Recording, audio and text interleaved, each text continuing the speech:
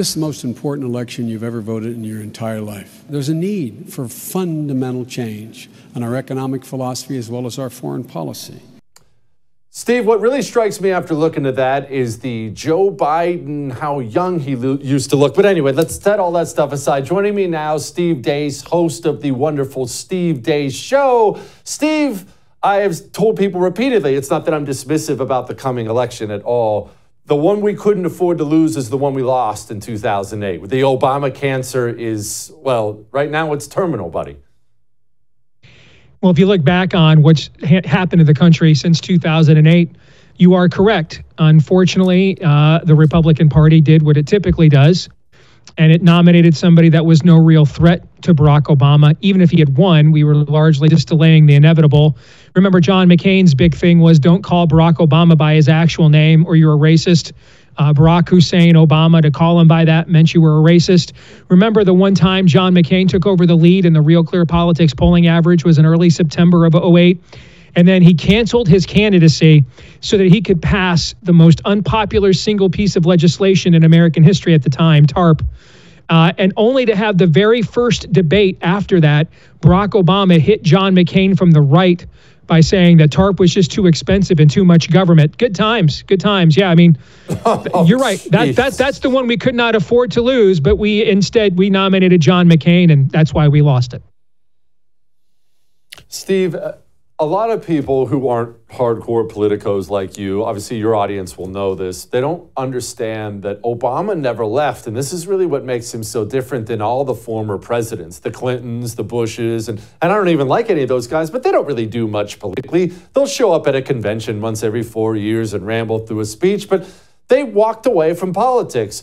Barack Obama, though, is a man still very much on a mission, and he didn't walk away at all.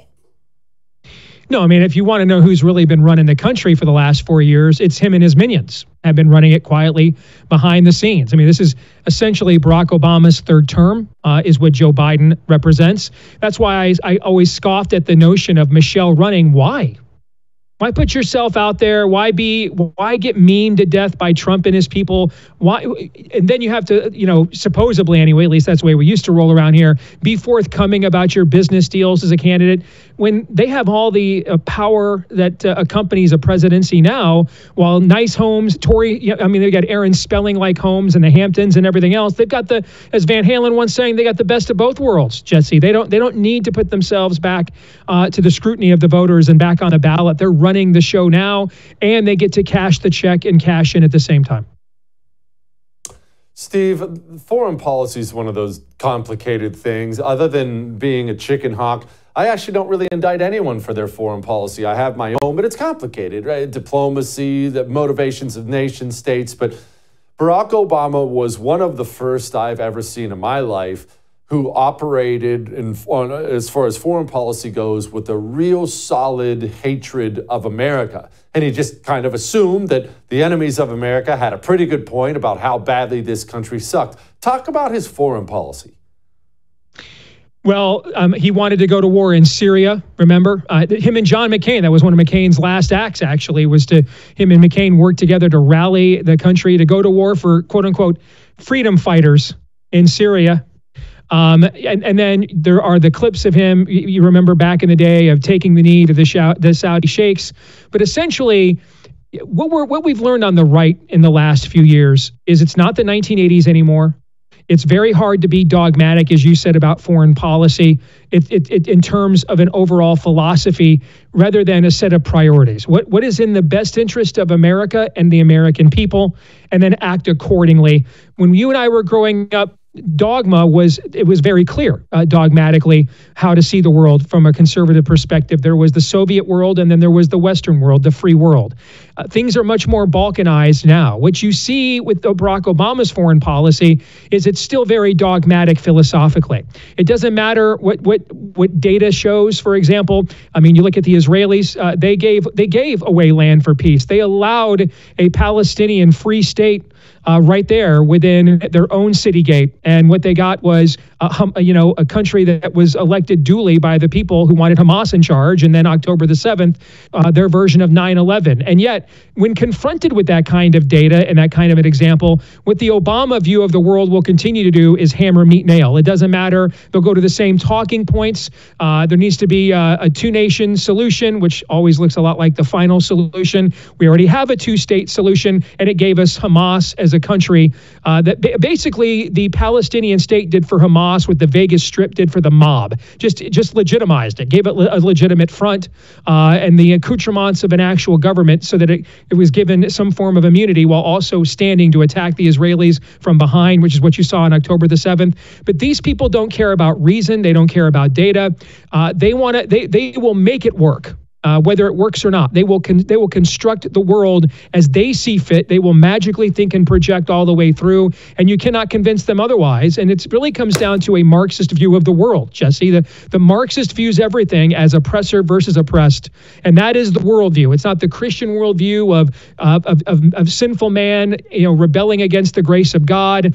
It's not a data or utilitarian-based worldview on the needs of the many and the need outweigh the needs of the few. It is a strictly Marxist view. You're either the oppressor or the oppressed, and everything is seen dogmatically through that lens.